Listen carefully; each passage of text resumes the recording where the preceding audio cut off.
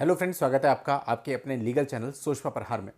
मैं हूं एडवोकेट सनी शर्मा और दोस्तों मैं तो अभी घूम के आ गया हिमाचल प्रदेश से और आपको बोल के गया था कि आप लोग भी घूमो, तो मुझे पूरी उम्मीद है कि आप लोगों ने भी इंजॉय किया होगा। बीच में एक संडे भी था, वीकेंड भी था।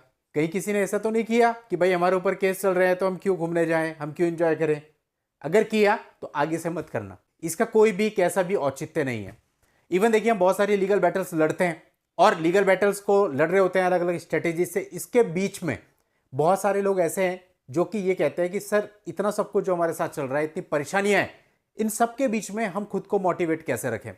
क्योंकि जब हम कोई वीडियो देखते हैं तो क्या होता है कि उस वक्त हमारे मन में मोटिवेशन आती है और थोड़ी सी सोच भी परिवर्तित होती है, थोड़ा सा सहारा भी मिलता है। लेकिन आफ्टर सम टाइम फिर से हम उन्हीं चीज़ों में फंस जाते हैं, फिर से हम परेशान होने लगते हैं। तो अपने आप को मोटिवेट कैसे रखें? देखिए दोस्तों, बहुत सीधी सी बात है, जब भी आपकी लीगल लड़ाई चल रही है कभी भी किसी से झुक के बात नहीं करनी और कभी भी किसी के सामने ऐसा नहीं दिखाना कि आप किसी भी चीज से डर रहे हो। आपको बिल्कुल खुल के चलना है, सीना तान के चलना है, आपको इंजॉय करना है, अपनी फिटनेस पे ध्यान देना है। देखिए बहुत सीधी सी बात है, अभी क्या है ना कि आप लोग 30-32 साल के होते हो और जब भी आपके विवाद चलते हैं इन्हीं में आप 40 के हो जाते हो। तो एक तो आदमी आजकल वैसे भी दौर ऐसा है कि आदमी फिटनेस पे ध्यान ही नहीं दे पाता, उल्टा सीधा खाता है, शरीर खराब हो जाता है। ऊपर से ये सारी चीजें होती हैं तो मेंटल डिप्रेशन भी स्टार्ट है। तो कहने का मतलब आपका जो शरीर होता है वो पूरे तरह से ढल जाता है जब तक ये मुकदमे खत्म हो जाते हैं। तो आपको ऐसा नहीं करना, आप अपनी फिटनेस पे ध्यान दोगे ना, आपको किसी मोटिवेशन की जरूरत ही नहीं है। जब आप शीशे में खुद को देखोगे आप खुद ही मोटिवेट हो जाओगे। तो ये काम आपको जरूर करना है।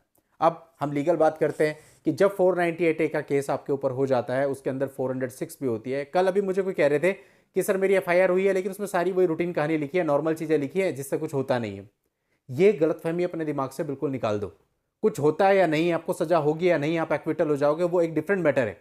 लेकिन अगर आपके ऊपर एफआईआर दर्ज हुई, आपके ऊपर मुकदमा हुआ, तो मुकदमा मुकदमा होता है, चाहे कितना छोटा हो चाहे कितना बड़ा हो। हैरेसमेंट झेलनी पड़ती है, मेंटल पीस खोनी पड़ती है, टाइम खराब होगा, पैसा खराब होगा। यानी आप इसे इस उदाहरण से समझ लें कि कीचड़ है ना, उस कीचड़ में आपने पैर तो रख ही दिया है। अब आप ये नहीं कह सकते कि मैं इस कीचड़ में धंसूंगा नहीं, आप धंसे ना धंसे, पैर तो आपका कीचड़ में ही है। तो इसलिए हमें तो कोशिश करनी है ना कि ऐसी गंदगी से हम बच के चलें।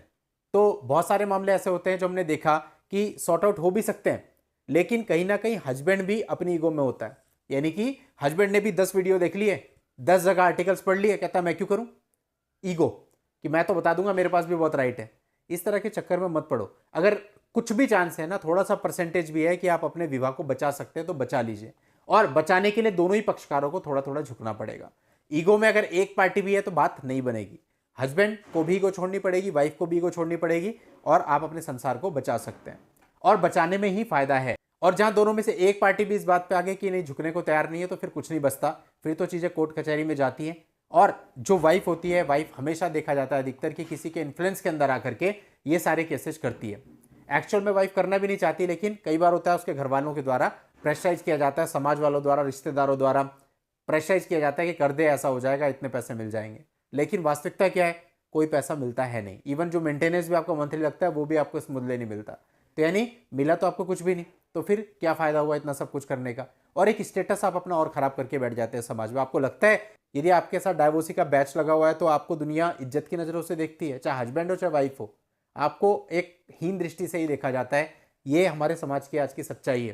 तो ऐसा क्यों करते हैं आप लोग? आप लोग को समझना चाहिए कि आपको अगर एक स्टेटस मेंटेन करके रहना है तो समाज में इज्जत आप देखना उन लोगों को जितनी मिलती है ना जो कि साथ में है, कभी भी उन लोगों को नहीं मिलती जो कि अलग अलग है या एक दूसरे से लड़ झगड़ रहे हैं, जिनके बीच में कोर्ट कचहरी चल रहा है। कैसी कैसी बातें समाज में होती है आप सोच नहीं सकते। और इन सब चीज़ों का प्रभाव आपके बच्चों पर पड़ता है, जिनको इन सब चीज़ों का पता ही नहीं, उनको भी लोग गलत दृष्टि से देखती है। तो क्या आप ऐसा चाहते हैं? अगर आपका एक बच्चा है तो आप उसके लिए सब कुछ कर सकते हैं। मैंने देखा कल एक बहुत बड़ी मैरिज थी, यानी कई सालों की, 18-20 सालों की, बच्चे थे, हस्बैंड ने बच्चों के लिए सभी कुछ कर रखा है और 18 साल के बाद उसकी वाइफ कहती है कि भाई मुझे साथ में नहीं रहना। और वो कहता है कि नहीं जी, कैसे भी करके कर लो, हमारे बच्चे हैं, बढ़िया स्कूल में पढ़ रहे, सब कुछ, बच्चों को निकाला मायके के जाकर के वहां के स्कूल में डाल दिया, ना पढ़ाई की चिंता ना किसी और चीज की चिंता। बस कारण क्या है, मुझे आपके साथ नहीं रहना। और जब इसके पीछे खुदाई की गई तो पता चला कि कहीं पे अफेयर चल रहा है। तो कहने का मतलब इस वजह से आपने अपने 18 साल के रिश्ते को तोड़ दिया। मतलब आप क्या सोचते हो, आपका दिमाग कहाँ है? हस्बैंड या वाइफ कोई भी इतने बड़े रिश्ते को, और इवन जब आपके बच्चे भी हैं, इस तरह की चीज के लिए छोड़ रहा है, तो स्थिति वो है कि आपको अपना चेहरा देखने में भी शर्म आनी चाहिए शीशे में। अपने लिए जो है ना वो जानवर जीते हैं। कई बार होता है कोई अपनी वाइफ से खुश नहीं है, कोई वाइफ अपने हस्बैंड से खुश नहीं है, लेकिन वो इसलिए साथ में हैं कि उनके बच्चों पर कोई बुरा प्रभाव ना पड़े। और पहले के टाइम पे तो लोग पूरी पूरी जिंदगी काट लिया करते थे ऐसे ही। आपके बीच में कैसे रिलेशनशिप है, और देखो लड़ाई झगड़े जो होते हैं वो सभी के बीच में होते हैं, नोकझोंक भी सबके बीच में होती है, लेकिन इनकी वजह से आप इस तरह का कदम उठा लें कि आपके बच्चों को ही गलत शब्दों से पुकारा जाए कल को, तो वो बिल्कुल भी ठीक नहीं है। मॉडर्नाइजेशन के चक्कर में अपने बेसिक्स को खराब मत करो। सबसे मेन होता है कि क्या आदमी अपनी नज़रों में ठीक है। क्या आप दुनिया से छुपा लोगे, लेकिन अपनी नज़रों से आप किसी भी गलत चीज़ को नहीं छुपा सकते। वो तो आपको पता ही है ना कि आप क्या गलत कर रहे हैं, बस आप मान नहीं रहे, आप एडमिट करने को तैयार नहीं, आप उसका जस्टिफिकेशन दे रहे हैं, ये काम तो मैंने इसलिए किया क्योंकि मेरा पति मुझे पूछता नहीं। अरे आप कौन से समाज से बिलोंग करते हो पता है आपको? आपके संस्कार, आपका कल्चर क्या कहता है पता है आपको? या बस आप फिजिकल रिलेशन को ही सबको समझते हो, इससे आगे आपकी सोच नहीं जाती? जानवर का क्या काम होता है पता है? जानवर पैदा होता है, फिजिकल रिलेशन बनाता है, बच्चे पैदा करता है और चला जाता है। यही सेम प्रोसीजर अगर हम भी फॉलो करेंगे ना, तो हम भी उनसे आगे नहीं है। फिर हमारे में और उनमें यही तो फर्क है कि भाई हम इतना सोच सकते हैं कि क्या चीज़ सही है क्या चीज़ गलत है, और निर्णय ले सकते हैं कि हमें ये काम करना चाहिए नहीं करना चाहिए। अच्छे बुरे का फर्क हम कर सकते हैं, लेकिन अगर हम ये भी नहीं करते तो फिर हम उनसे ज़्यादा बढ़कर कुछ भी नहीं है। इससे ज़्यादा दोस्तों मैं नहीं कह पाऊंगा आपको, बस समझने की बात है। जिसने समझ लिया उसके पांव थम जाएंगे, जिसने नहीं समझा वो फिर भी अपनी रफ्तार से आगे बढ़ता जाएगा, बढ़ता जाए, बहुत जोर से गिरेगा।